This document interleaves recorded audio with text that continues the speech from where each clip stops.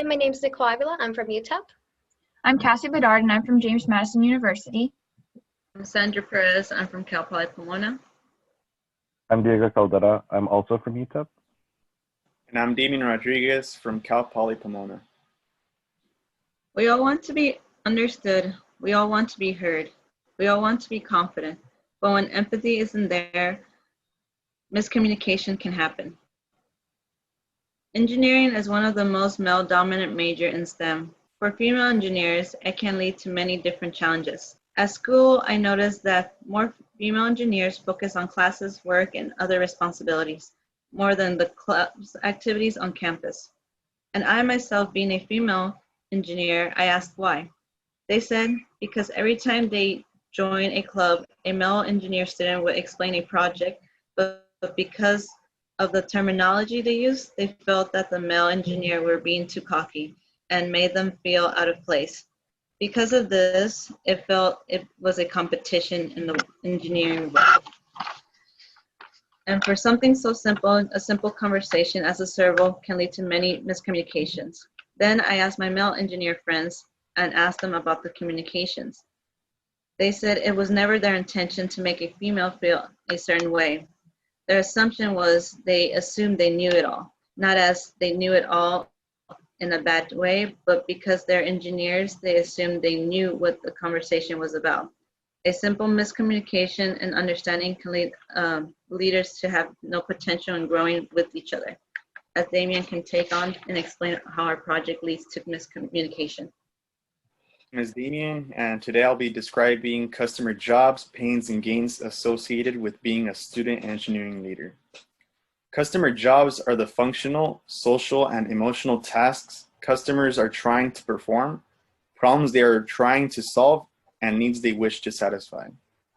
In our case, the customer will be the student engineering leader. The objective here was to walk a mile in their shoes. And as you can see, some of the customer jobs that we provided were leading independent projects to inspire, provide mentorship, having effective communication with their peers.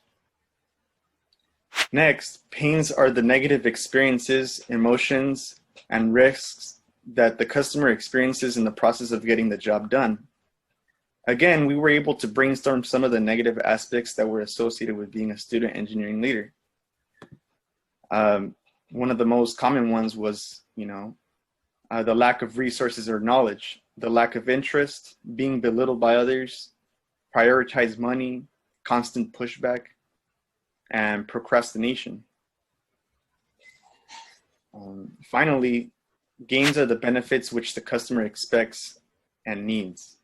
And some of the gains that we were able to provide were understanding others, feeling empowered, networking, becoming a better leader, having a new skill set, and helping the ones that come after you. And in the next slide, we will be able to justify why communication was our biggest pain, given by Nicole Avila. So what we did is to find the biggest pain among student engineering leaders is we conducted independent interviews across the 3 campuses. So what we did is we just found student engineering leaders and asked them what are some problems they experience as student engineers.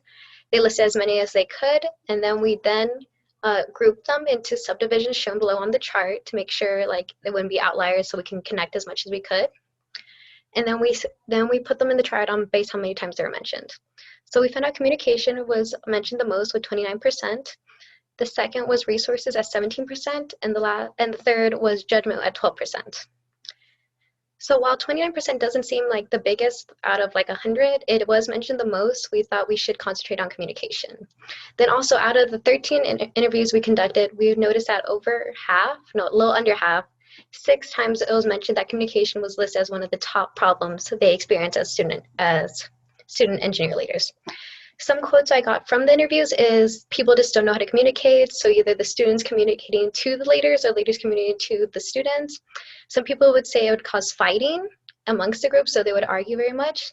And that's when we realized, as Diego will now say, how communication can lead to other problems. So instead of, trying to create something traditional, I decided to create something more orthodox in a pains tree so that we can get to the root of the problem, which has been discussed by both Damien and Nicole.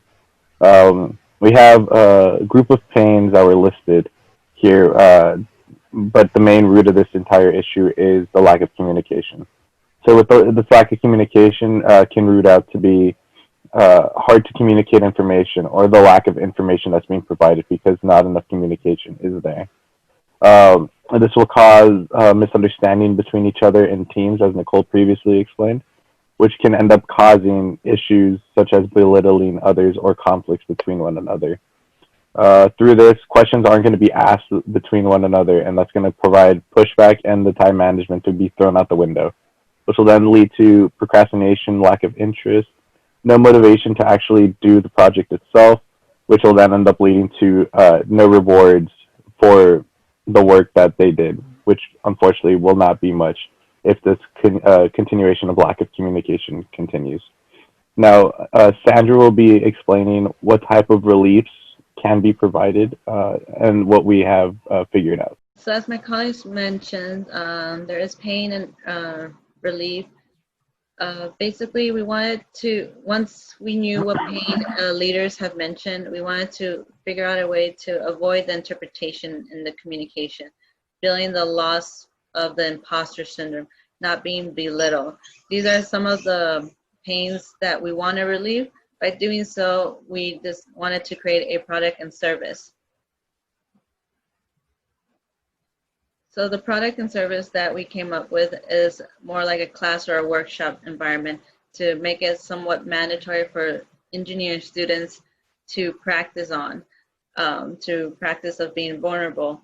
Not only class taking, we also took in consideration of there are introverts and extroverts. Each leader is very different, so we wanted to have a mentorship for one-on-one or have a safe space for them to want to express themselves or vent out. A self-motivation workshop as well. We also consider of making it into a game for those who are very competitive. So a friendly competition can also go a long way, such as a scavenger hunt possibility as having students go out there and practice their communication skills with strangers and then coming back with each other and express how their conversation worked, just putting in practice on. By giving these services and products, there is gain not just for the campus, but for the students.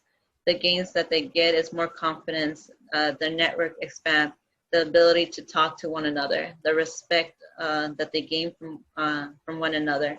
Not only just by having this simple communication skill is not just for leaders, it goes through into fellowship. With Cassie would sum it up. So to our prompt, how might we engage engineering leaders across different campuses to help students make meaningful contributions to their community? We discussed this and we came up that we would like to create a safe space for building relationships, to create vulnerability, understanding amongst each other, and a common ground with not only leadership but followership as well. So how will we do this? We designed a communication program that's based on empathy. We'll start with a required course for all of the engineering leaders that are students. This course will help them build on these characteristics which we just listed.